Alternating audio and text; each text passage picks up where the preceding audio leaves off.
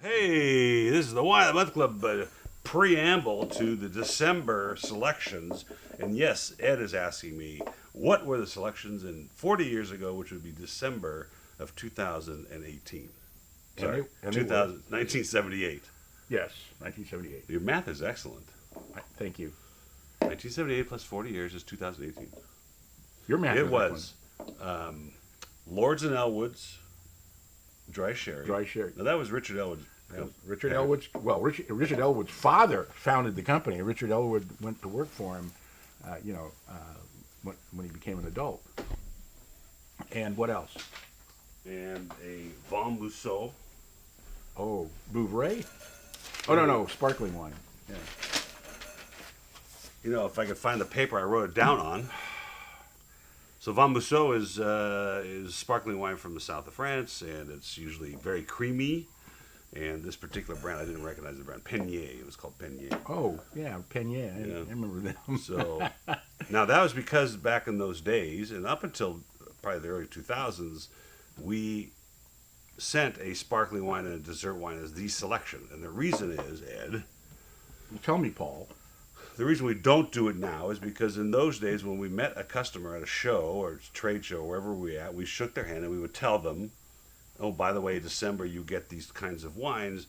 If you don't like them, we'll send you something else. You're not partial to sparkling wine. And so they would tell us. But once the internet hit and people were signing up through the internet without the ability to tell them that, we started to receive complaints about getting sparkling wine and dessert wine because they don't drink them. So not that many people drink them, really. Except...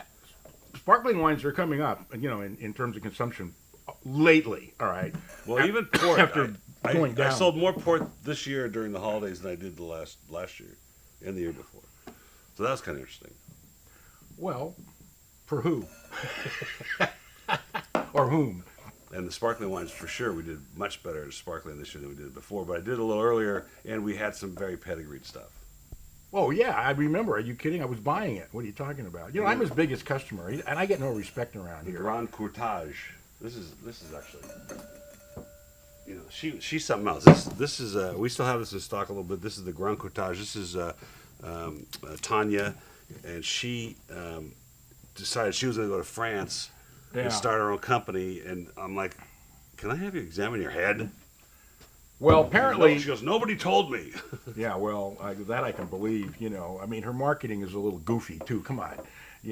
All she talks about is going to France and fashion, because I think she was in the fashion business of some sort anyway. Very pretty girl, always dressed to the nines. So she can get away with stuff that you and I can't. But what's interesting is my gym here in Arcadia, when I go in the morning, I was working out with this young lady a couple days ago, and she's a young Asian lady, and she's like, I think you know my boss. I go, who's that? She goes, Tanya. She makes champagne. I go, what? I go, come on, because she lives in the West. Anyway. Small world. That is the preamble. We'll see you at the Classic Limited and Vintners series in just a moment.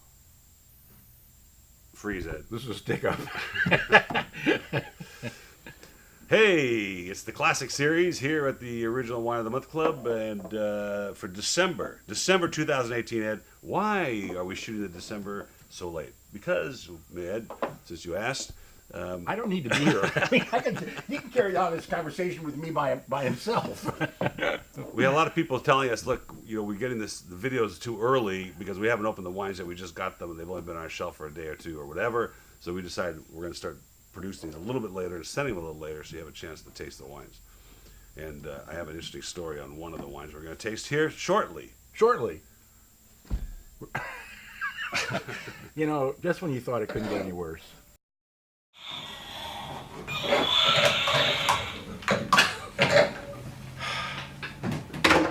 You can take the boy out of kindergarten, but... Oh, who do you think has the most fun with my grandson's toys? He's only one. You don't have to ask me twice. You see how many baskets I can make in this basketball game. You're a star! You're a star! Well, in case you hadn't noticed, this is the Wine of the Month Club Vintners series for December of 2018. I am here with my man-boy co-host. Mobley. Paul Kalemkiarian, who's been doing this now, this year will be 30 years, right? It's Megan. This is the manager. Yes, Megan, I'm videotaping with Ed.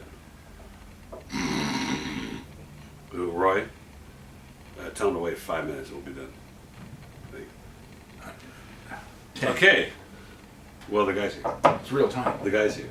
Guys. You guys should get to know Megan. She runs the show, man. Without her, I don't know what. Anyway, well, great, Ed. Great to have you. Tell me about it. So, Painted Van. This is my favorite. One of my favorite TTB stories. This is a brand called Painted Van, and on the cover of it, on the label, it has this, VW van. It says WDSTCK. And every time you, any wine has to go through the federal government to be approved, the label, and they check all the legal stuff, and then they make sure that it's not offensive and all those other things. So they sent it, they rejected it. Yeah, because they didn't know what it meant. They go, what does this mean? So I wrote back Woodstock. They go, oh, okay.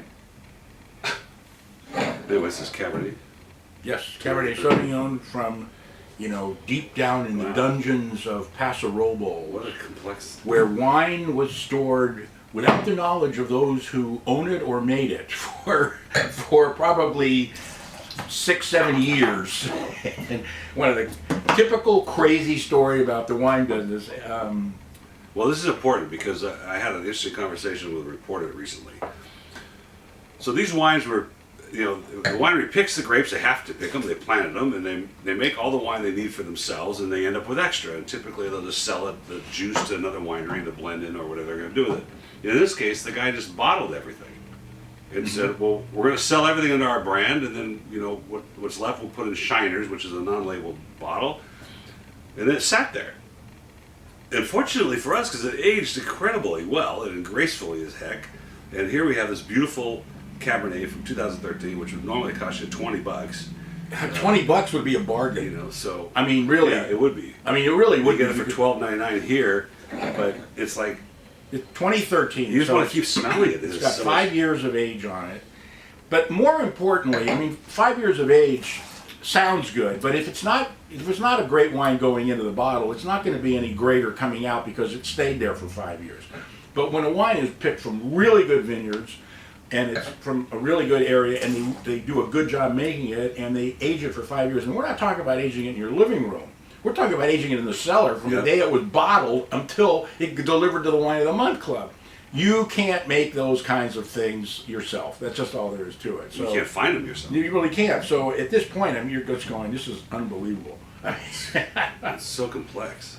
And the fruit's so elegant. What this wine... wine... Paso usually is like really pungent. What this wine really is balanced. From really beginning to end, it's all there. There's no spikes, there's no divots, there's just boom. It should be... Which means that it was balanced when they bottled it. Because if you bottle an unbalanced wine, it gets more unbalanced as the time goes on because of acid or fruit or whatever the problem is.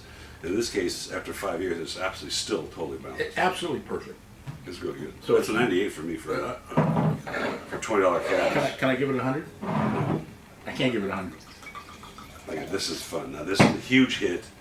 I'm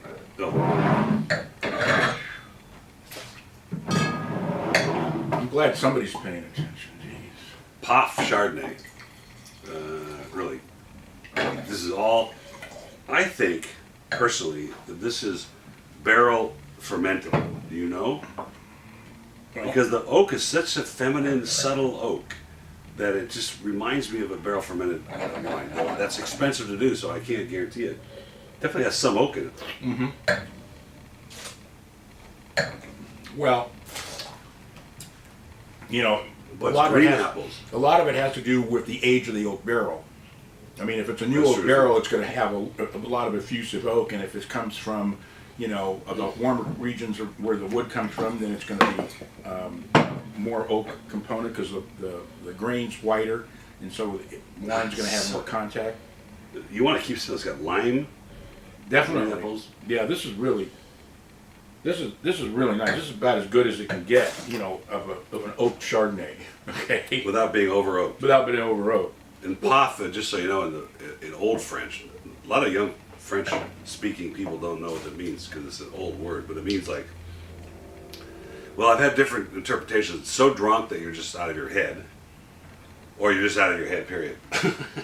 You know, either way, the end result is the same. So It's still beautifully balanced oak Chardonnay. Now what's interesting about California. this wine is that I got more oak out of it the first time I smelled it than after it sat in the glass for a while. Because the oak was the first thing to hit you, and then little by little the other things start to come up. You know, Green apples. definitely green apples, Little little pear. guava, little lime. Guava, yeah. God, 98. That's a great bottle. Yeah. You don't like Chardonnay. You know, I don't like it. I don't like Chardonnay, Ed. Ed, do you like Chardonnay? No, I don't like Chardonnay. You know how much I hate Chardonnay, Paul. Well, then there's that. Are you done? Or Yes. Oh, good. Another big hit. The Yali. Now, you guys got the Sauvignon Blanc in the Classic Series a couple months ago. That was a huge hit. No kidding. And they brought out this Carménère, which, you know, I've been having this discussion, and maybe you can help me. It was a grape of Bordeaux. It was a grape they thought was Merlot, that whole thing. But Right. maybe you don't know the answers. When did it come to Chile? When they decided that it was not Merlot and it's Carménère, was it not accepted into the Bordeaux blend, or just Right. like, no, this is the wrong grape? No, it was banned because by the time they realized it, the laws had already been made as to what Bordeaux can be. It can be any combination of 5 grapes. And Carménère wasn't one of them. This is so good. And it was a huge hit at the Tasting Saturday. And folks, if you're ever in town on the first Saturday of the month, please come by 5 to 7, 5 to 12 to 5. We have tastings. It's very reasonable. This was a big hit, and I had great wines that day.